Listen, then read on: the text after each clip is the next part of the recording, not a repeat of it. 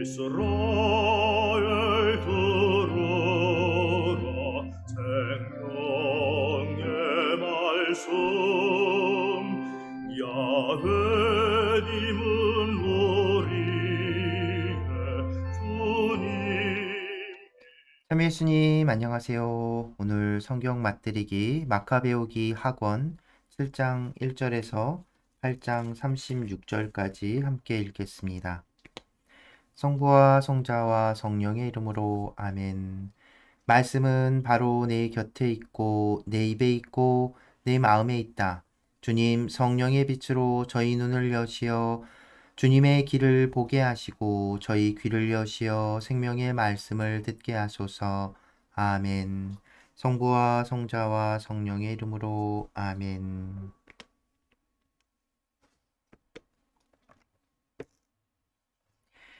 한 어머니와 7 아들의 순교. 그때 어떤 7 형제가 어머니와 함께 체포되어 채찍과 가죽끈으로 고초를 당하며 법으로 금지된 돼지고기를 먹으라는 강요를 임금에게서 받은 일이 있었다. 그들 가운데 하나가 대변자가 되어 이렇게 말하였다. 우리를 신문하여 무엇을 알아내려 하시오. 우리는 조상들의 법을 어기느니 차라리 죽을 각오가 되어 있소. 그러자 임금은 화가 나서 냄비와 솥을 불에 달구라고 명령하였다. 그것들이 바로 달구어졌을 때 남은 형제들과 어머니가 함께 지켜보는 가운데 그 대변자의 혀를 잘라내고 머리가죽을 벗기고 손발을 자르라고 지시하였다. 그리고 완전히 불구가 되었지만 아직 숨이 붙어 있는 그를 불 곁으로 옮겨 냄비에 집어넣으라고 명령하였다. 냄비에서 연기가 멀리 퍼져나갈 때 나머지 형제들은 고결하게 죽자고 어머니와 함께 서로 격려하며 이렇게 말하였다. 모세께서 백성에게 경고하시는 노래에서 주님께서는 당신의 종들을 가엾이 여기시리라 하고 분명히 밝히신 것처럼 주 하느님께서 우리를 지켜보시고 우리에게 참으로 자비를 베푸실 것이다. 첫째가 이런 식으로 죽자 그들은 둘째를 조롱하려고 끌어내었다. 그들은 머리가죽을 머리카락째 벗겨내고 물었다. 내 몸에 사지가 잘려나가는 형벌을 받기 전에 이것을 먹겠느냐? 그는 조상들의 언어로 먹지 않겠소 하고 대답하였다. 그래서 그도 첫째처럼 고문을 당한 끝에 마지막 숨을 거두며 말하였다. 이 사악한 인간, 당신은 우리를 이승에서 몰아내지만 온 세상의 임금님께서는 당신의 법을 위하여 죽은 우리를 일으키시어 영원한 생명을 누리게 하실 것이요. 그 다음에는 셋째가 조롱을 당하였다. 그는 혀를 내밀라는 말을 듣자 바로 혀를 내밀고 손까지 용감하게 내뻗으며 고결하게 말하였다. 이 지체들을 하늘에서 받았지만 그분의 법을 위해서라면 나는 이것들까지도 하찮게 여기요. 그러나 그분에게서 다시 받으리라고 희망하오. 그러자 임금은 물론 그와 함께 있던 자들까지 고통을 아무것도 아닌 것으로 여기는 그 젊은이의 기계에 놀랐다.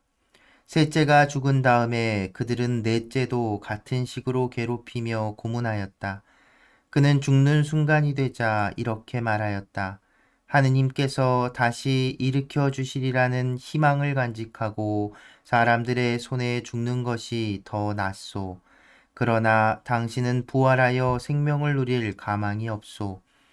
그 다음에는 다섯째가 끌려나와 고초를 당하였다. 그는 임금을 바라보며 말하였다. 당신도 죽을 몸인데 사람들에게 권력을 휘두르며 당신 마음대로 하고 있소. 그러나 우리 민족이 하느님께 버림받았다고 생각하지는 마시오. 두고 보시오. 그분의 위대한 능력이 어떻게 당신과 당신 후손을 괴롭히는지 당신이 보게 될 것이오. 그 다음에 그들은 여섯째를 끌어내었다. 그는 죽을 때가 되자 이렇게 말하였다. 헛된 생각을 하지 마시오. 우리는 지금 우리 하느님께 죄를 지은 탓으로 고난을 당하고 있소. 그래서 이렇게 엄청난 일들이 벌어진 것이요. 그러나 감히 하느님과 싸우려 한 당신이 벌을 받지 않으리라고는 생각하지 마시오. 특별히 그 어머니는 오래 기억될 놀라운 사람이었다. 그는 7 아들이 단 하루에 죽어가는 것을 지켜보면서도 주님께 희망을 두고 있었기 때문에 용감하게 견디어냈다. 그는 조상들의 언어로 아들 하나하나를 격려하였다. 고결한 정신으로 가득 찬 그는 여자다운 생각을 남자다운 용기로 북돋우며 그들에게 말하였다. 너희가 어떻게 내 뱃속에 생기게 되었는지 나는 모른다. 너희에게 목숨과 생명을 준 것은 내가 아니며 너희 몸의 각 부분을 제자리에 붙여준 것도 내가 아니다. 그러므로 사람이 생겨날 때 그를 빚어내시고 만물이 생겨날 때 그것을 마련해 내신 온 세상의 창조주께서 자비로이 너희에게 목숨과 생명을 다시 주실 것이다. 너희가 지금 그분의 법을 위하여 너희 자신을 하찮게 여겼기 때문이다. 안티오코스는 자기가 무시당하였다고 생각하며 그 여자의 말투가 자기를 비난하는 것이 아닌가 하고 의심스러워하였다. 막내 아들은 아직 살아 있었다. 임금은 그에게 조상들의 관습에서 돌아서기만 하면 부자로 만들어주고 행복하게 해주며 벗으로 삼고 관직까지 주겠다고 하면서 말로 타이를 뿐만 아니라 약속하며 맹세까지 하였다. 그러나 그 젊은이는 전혀 귀를 기울이지 않았다. 그래서 임금은 그 어머니를 가까이 불러 소년에게 충고하여 목숨을 구하게 하라고 강권하였다. 임금이 줄기차게 강권하자 어머니는 아들을 설득해 보겠다고 하였다. 그러나 어머니는 아들에게 몸을 기울이고 그 잔인한 폭군을 비웃으며 조상들의 언어로 이렇게 말하였다. 아들아, 나를 불쌍히 여겨다오. 나는 9달 동안 너를 뱃속에 품고 다녔고 너에게 3해 동안 젖을 먹였으며 네가 이 나이에 이르도록 기르고 키우고 보살펴왔다. 얘야, 너에게 당부한다. 하늘과 땅을 바라보고 그 안에 있는 모든 것을 살펴보아라. 그리고 하느님께서 이미 있는 것에서 그것들을 만들지 않으셨음을 깨달아라. 사람들이 생겨난 것도 마찬가지다. 이 박해자를 두려워하지 말고 형들에게 부끄럽지 않게 죽음을 받아들여라. 그래야 내가 그분의 자비로 네 형들과 함께 너를 다시 맞이하게 될 것이다. 어머니가 말을 마치기도 전에 젊은이가 말하였다. 당신들은 무엇을 기다리는 것이요? 나는 임금의 명령에 복종하지 않겠소. 모세를 통하여 우리 조상들에게 주어진 법에만 순종할 뿐이요. 히브리인들을 거슬러 온갖 불행을 꾸며낸 당신은 결코 하느님의 손에서 벗어나지 못할 것이요. 우리는 우리의 죄 때문에 고난을 당하고 있소. 살아계신 주님께서는 꾸짖고 가르치시려고 우리에게 잠시 화를 내시지만 당신의 종들과 다시 화해하실 것이요. 그러나 당신은 악랄하고 모든 사람 가운데 가장 더러운 자요. 그러니 하늘의 자녀들을 치려고 손을 들고 헛된 희망에 부풀어 공연히 우쭐대지 마시오. 당신은 모든 것을 지켜보시는 전능하신 하느님의 심판에서 벗어난 것이 아니오. 우리 형제들은 잠시 고통을 겪고 나서 하느님의 계약 덕분에 영원한 생명을 누리게 되었소. 그러나 당신은 주님의 심판을 받아 그 교만에 마땅한 벌을 짊어질 것이요. 나는 형들과 마찬가지로 조상들의 법을 위하여 몸도 목숨도 내놓았소. 그러면서 하느님께서 우리 민족에게는 어서 자비를 베푸시고 당신에게는 시련과 재앙을 내리시어 그분만이 하느님이심을 고백하게 해주시기를 간청하오. 또한 우리 온 민족에게 정당하게 내려졌던 전능하신 분의 분노가 나와 내 형제들을 통하여 끝나기를 간청하고 있소. 화가 치밀어 오른 임금은 다른 어느 형제보다 그를 더 지독하게 다루었다. 모욕에 찬 그의 말에 격분하였던 것이다. 그리하여 그는 주님을 온전히 신뢰하며 더럽혀지지 않은 채 죽어갔다. 마지막으로 그 어머니도 아들들의 뒤를 이어 죽었다. 이교 제사를 거부한 이야기와 극심한 고문에 관한 이야기는 여기에서 마치기로 하자. 유다 마카베오가 항전하다. 마카베오라고 하는 유다와 그의 동지들은 여러 마을에 몰래 들어가 친족들을 불러내고 유다교에 충실하게 살아온 이들을 소집하여 6천 명가량 모았다. 그들은 모든 사람에게 억압당하는 이 백성을 구워보시고 사악한 사람들에게 더럽혀진 성전을 가엾이 여겨주십사고 주님께 간청하였다. 또한 파괴되어 거의 무너져가는 이 도성에 자비를 베푸시고 죽은 이들의 피가 당신께 하소연하는 소리를 들어주시며 무죄한 아기들이 당한 무도한 학살과 당신의 이름이 받은 모독을 기억하시고 악에 대한 당신의 혐오감을 드러내시기를 간청하였다.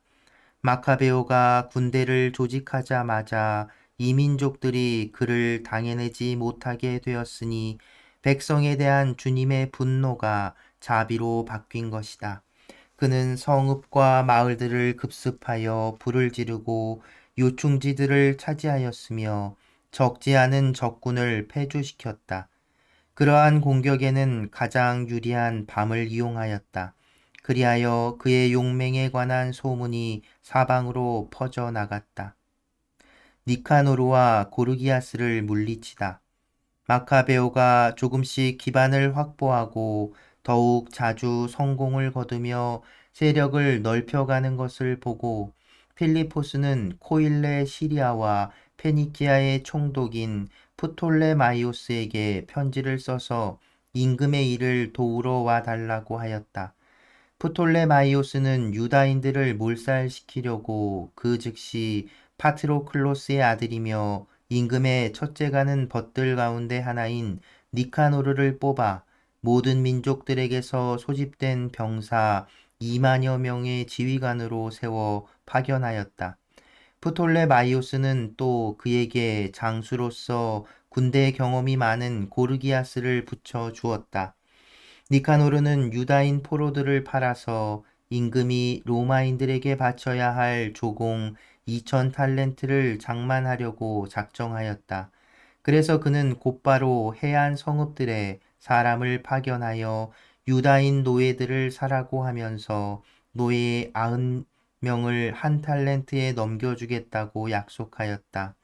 그러나 그는 전능하신 분께서 자기에게 내리시려는 징벌을 예상하지 못하고 있었다.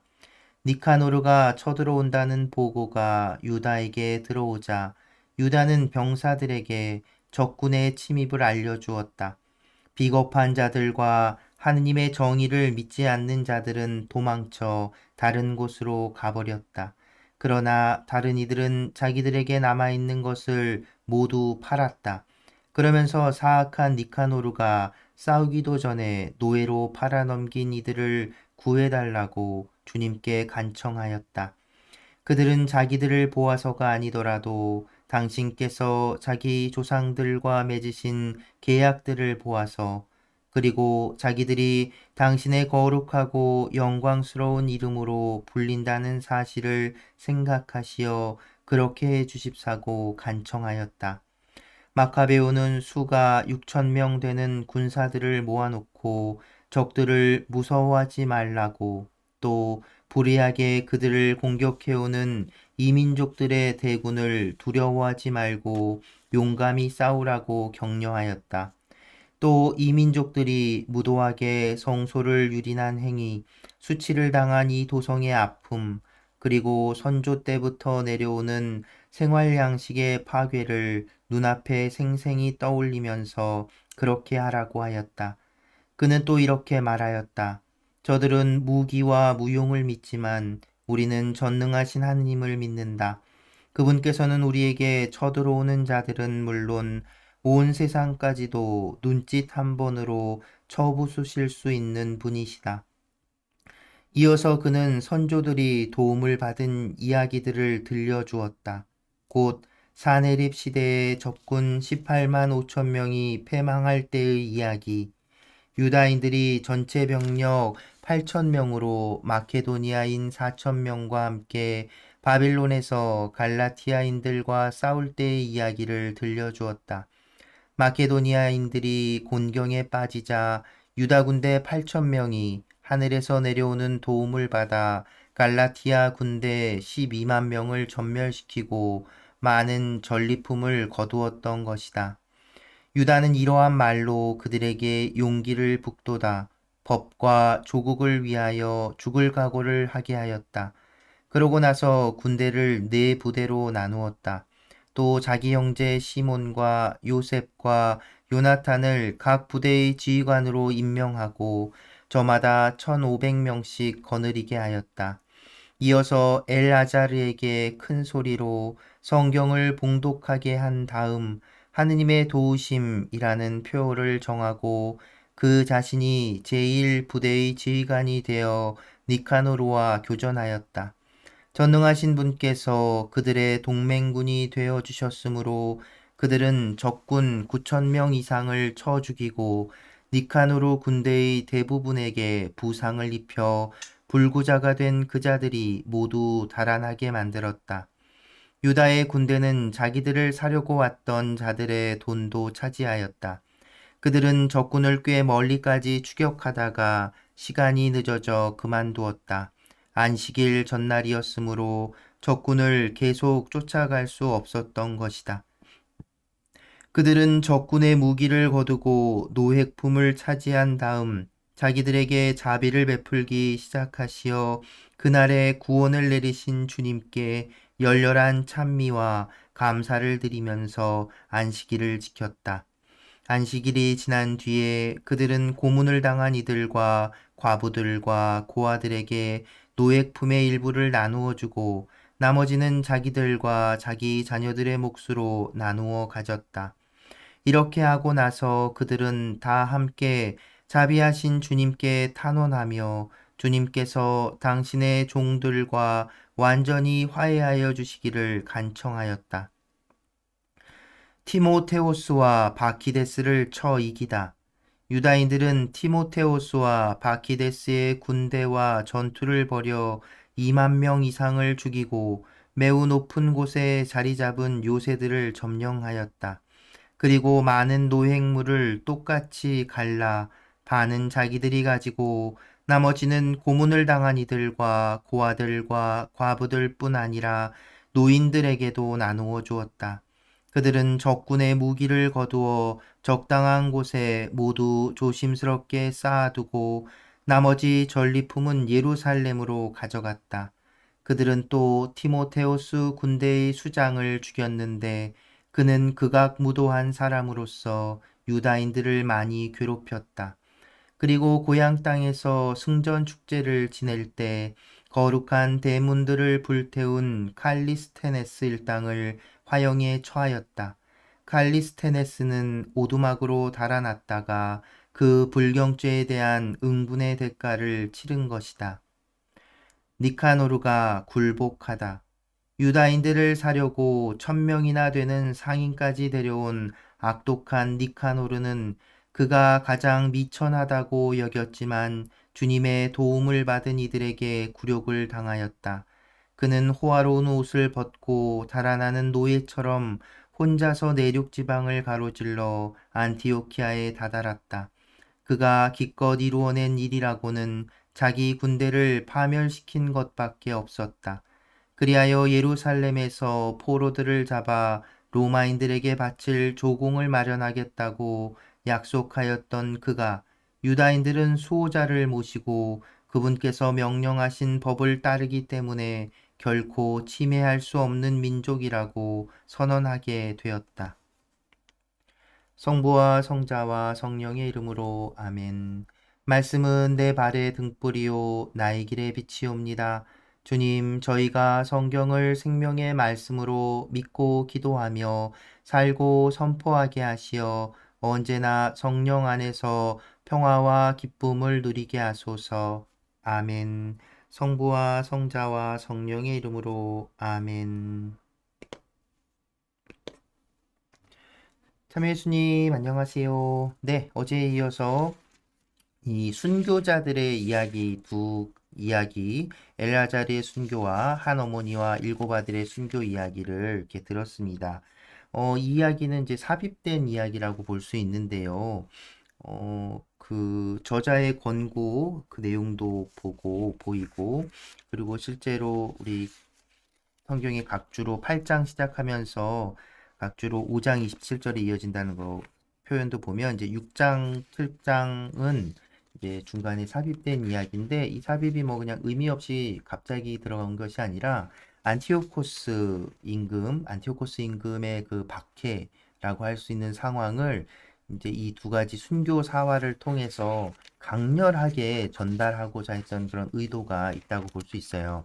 마카베오기 상권에서는 이것을 정말 그냥 쭉 이어서 이제 뭐랄까 역사서를 서술하듯이, 그러니까 뭐랄까 어떻게 보면 좀 뭐랄까 딱딱하게 무미건조하게 이런 일들이 있었고 이런 일들이 있었다라고 표현하는 형태로 진행이 됐다면, 이 마카베오기 학원의 저자는 이제 뭐냐면 하느님께 대한 야훼 하느님께 대한 신앙의 그 강렬함이라고 해야 될까요? 그 신앙을 이제 드러내고 사람들에게 읽는 사람들에게, 사실 이 책을 쓰여주고 이 책을 읽었을 땐 이미 이 사건들이 다 예전 일들이잖아요. 그래서 읽는 이들에게, 그런데 여전히 그 시대의 상황이나 이런 것들은 이제 헬레니즘 문화가 이제 득세하고 있는 그런 상황이었을 테고요. 그러니까 이제 사람들에게 이 야훼 신앙을, 하나님께 대한 이 믿음을, 그 희망을 놓지 말라는 그 목적을 이루기 위해서 이렇게 강렬한 당시에 많이 알려져 있었을 순교 이야기들을 전해주고 있지요. 이 순교 이야기들 참 놀랍죠. 굉장히 그 박해자의 잔인성도 그렇지만 그런 어려움, 그 죽음의 순간, 죽음 앞에서도 하나님께 대한 신앙을 놓치지 않았던 모습들 놀랍습니다. 근데 이런 일들이 우리나라에서도 일어났었잖아요. 우리 이 땅의 순교자들도 사실은 어떤 면에서 보면 전해받은 신앙인데, 그 하느님을 알게 된 우리 순교자들이 어떻게 이렇게, 그러니까 사실은 마카베오이기에 나온 이 학원에 나오는 이 순교자들은 정말 자기들 대대로 내려오던 그 신앙이었잖아요. 그런데 우리 순교 선조들은 어, 정말 전해 들은 하느님에 대한 이야기, 그렇게 돼서 하느님을 믿게 되고, 그 하느님을 알게 되고, 그 하느님을 믿게 되고, 그 믿음으로 자기 모든 것을, 목숨까지도 내어놓을 수 있는, 왜냐면 우리 박해 이야기에도 이렇게 잔인하고 무서운 장면들이 많이 있거든요. 근데 저는 항상 이 순교자들의 이야기들 볼 때, 우리는 이제 그 고통스러움에, 그 고통과 잔인한 그 상황들에 눈길이 이렇게 끌려가게 되는데, 오늘 마카베오 학원에서도 그렇지만 순교자들이 바라봤던 것은 그런 고통이 아니었던 것 같아요. 희망이라고, 오늘 읽은 이제 7장에서도 많이 자주 언급되는 그 희망. 여기서는 그 좀 더 자세하게는 이제 부활에 대한 희망이라고 할 수 있는 그 하느님께 대한 그 희망. 그것이 이들에게 이런 선택을 할 수 있는, 그러니까 그런 고통과 아픔을 이겨내고 인내하고 극기하는 어떤 그런 용감성, 이것이 아니라 그런 것들을 선택할 수 있었던 건 그보다 더 큰 하나님께 대한 믿음, 곧 희망에서 선택할 수 있는 것이 아니었나, 그런 생각이 들었습니다. 그러니까 하나님께 대한 믿음은 바로 이 희망과 다른 말이 아닌 거예요. 그러니까 하느님을 믿는다는 건 어떤 순간, 어떤 좌절과 그 죽음의 순간 앞에서도, 또 사실 죽음 자체로도 그 희망을 꺼트리고 무너뜨릴 수 없는 것이죠. 하나님께서는 그 죽음마저도 넘어서시는 분이라는 것, 그것을 사실은 예수님께서 우리에게 더 강렬하게 선포하시고 보여주셨던 것이고요. 그리고 이 마카베오기가 우리 그리스도교 신앙 안에서 또 더 힘을 갖는 건 뭐냐면, 이 마카베오기 학원을 읽으면서 드러나는 이 신앙의 모습이 그 율법, 그러니까 고대 그 유대 전통, 유다이즘 안에서 어 예전 그 전통적인 그 신앙과는 조금 이제 바뀌어 있는 모습들이 보이죠. 부활에 대한 믿음도 그렇고 이 희망에 대한 것들, 그리고 또 대속에 대한 이야기, 이 마카베오 오늘 읽은 부분에서도 보면 7장 38절 보면 우리 온 민족에게 정당하게 내려졌던 전능하신 분의 분노가 나와 내 형제들을 통하여 끝나기를 간청하고 있어. 그러니까 이 놀라운 고백이죠. 그러니까 지금 우리가 이런 고난을 받는 이유는 앞서 언급한 것처럼 반복해서 언급한 것처럼 우리 민족이 하나님께 죄를 지었고 그 벌로 또 그것을 정화하고 교육하기 위한 목적으로 이런 시련을 겪고 있는데 이 막내가 이 언급한 막내 입으로 나온 이 신앙 고백은 우리는 비록 그런 죄를 짓지 않고 정의롭게 하나님 정의에 맡기고 사실 그렇기 때문에 이것을 통해서 하나님께서 우리를 용서해 주시기를, 다른 우리 민족의 모든 그 죄를 이제 단죄를 멈춰 주시기를 청하는 이 기도, 이런 고백, 신앙 고백, 이것이 유대교 안에 이미 있었다는 거예요. 그쵸? 그러니까 예수님께서 보여주신 그리고 가르쳐 주신 전한 하느님이 이 유다인들이 예수님을 박해했지만 자신 그 유대교 신앙과 완전히 다른 새로운 이야기가 아니라는 겁니다. 그래서 사실은 어쩌면 예수님 당시의 그 종교 지도자들은 더 두려웠는지 모르겠어요. 어떤 면에서 본인들은 다시 또 변질되었죠. 율법을 그러니까 율법을 중시한다는 건 하나님 뜻을 이 순교자들처럼 하나님 뜻에 온전히 자기를 맡기는 것이었는데 어느 순간 이제 율법주의가 돼 버린 거죠. 그러니까 그 법 자꾸 하나하나를 지켜내는 것에만 그리고서는 사실은 또 자기의 어떤 기득권 이런 것들 이 여러 가지 것들이 복합적으로 이렇게 전해지면서 사실은 이 인간 이 사라는 게그 죄와 함께 할 수밖에 없습니다. 근데 그런 자기들 그런 이제 시대상에 다시 한번 예수님께서 본질적인 것들, 야훼 신앙에 있어서 유다교 안에 있어서도 본질적인 것들을 꿰뚫고 얘기하니까 얼마나 찔리고 두렵고 무서웠겠어요. 더군다나 거기서 더 나아가서 유다이즘이라고 하는 건 말 그대로 이스라엘 민족에만 국한된 그 신앙이었다고요.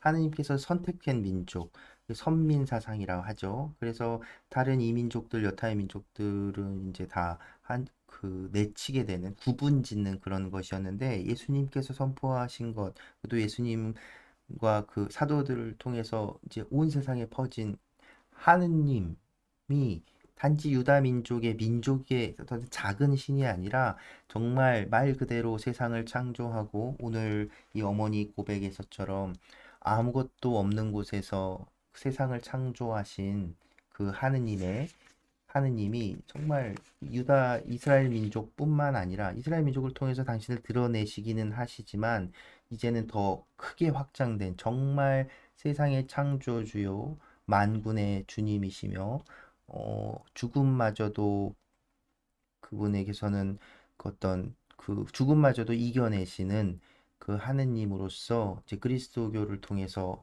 더 이 신앙이 확장되고 커지는 것이죠. 그래서 우리 그리스도교 신앙 안에서 구약과 신약을 연결해 준다는 의미에서도 이 마카베오기가 또 굉장히 큰 의미를 가지고 바라볼 수 있고, 그리고 또 우리 신앙의 선조들이 박해를 겪었던 그 역사를 가지고 있는 우리 한국 교회 안에서도 이 마카베오기가 특히나 오늘 읽은 이 부분들, 이 순교 이야기들은 굉장히 이렇게 뭐랄까요? 이렇게 친숙한 그런 어떤 신앙의 동질감 이런 것들을 느낄 수 있게 하는 부분이라고 할 수도 있는 것 같습니다. 네, 하느님께 대한 믿음은 그리고 또, 이 세상 살아가는데 삶 안에서 겪게 되는 이런 좌절과 어려움들에 대한 그 인식, 그 해석이라고 해야 될까요? 그런 것들을 이제 이 하나님께 대한 믿음이 어떻게 그것을 해결하는지 구약에서는 이제 욥의 이야기나 앞선 이야기들에서 이 고통에 대해서 마땅한 답을 내리지 못했던 그 인간이 계속해서 그 역사 안에서 하느님과의 관계 안에서 이제 정말 이 고통마저도 하나님께 버림받고 벌받는 것만이 아니라 그것을 통해서 정화되고 결국 하느님께서는 인간을 이렇게 구원하시려는 그 목적을 가지고 계시다는 희망, 믿음, 그 희망, 이것이 끝이 아니라는, 죽음마저도 끝이 아니라는 그 희망이 사실은 오늘 우리에게 어, 생각하지도 못했던 선택을 할 수 있는 용기가 되고 힘이 된다는 것. 그래서 사실은 이 신앙은 이제 뭐 극단적으로 이제 박해시기에 이런 순교로 연결되지만 다른 한편 바로 오늘 이 어려운 삶마저도 또 기쁠 때라도 우리의 그 삶을 이렇게 채워주고 이렇게 그 뭐라고 해야 되나 풍족하게 만들어주는 은총과 감사로 채워주는 그런 힘이라고 이렇게 생각이 듭니다. 그러니까 뭔 죽은 다음에 내세에 이것을 그 바라는 믿음이 아니라 그것이 있기에 바로 오늘 이미 우리에게 주어주신 하느님의 은총이 크다는 것을 그 잊지 않는 그 믿음, 곧 오늘을 살아가는 희망으로서의 믿음, 그것이 이 하느님께서 우리에게 주시는 선물이지 않을까 그런 생각을 해봅니다. 네, 오늘은 그래서 가톨릭 성가 286번 순교자의 믿음 이 노래 들으며 마무리합니다. 오늘도 함께 해주셔서 감사합니다. 네, 오늘 성가는 그 군종교구 성가대 아숨 성가대의 노래로 함께합니다.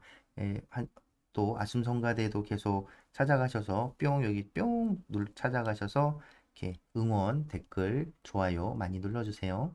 네, 오늘도 함께 해주셔서 감사합니다.